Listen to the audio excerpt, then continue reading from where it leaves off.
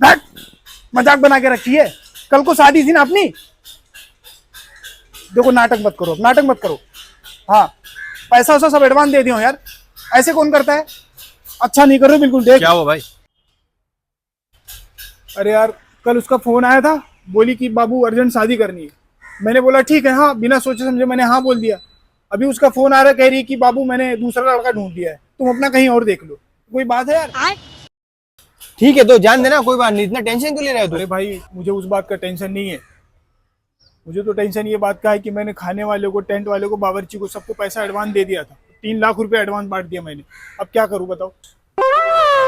अच्छा अच्छा अच्छा, तो वो सब तू छोड़। वो जो मैंने तुझे 3 लाख रुपए दे रखने के लिए, वो मुझे जल्दी दे दिला, मुझे अर्जेंट जरूरत पड़ गई है, वही लेने के लिए आया था तेरे पास। अरे दे, ऐसे क्या देख रहा है? भाई हम बर्बाद हो गए यार।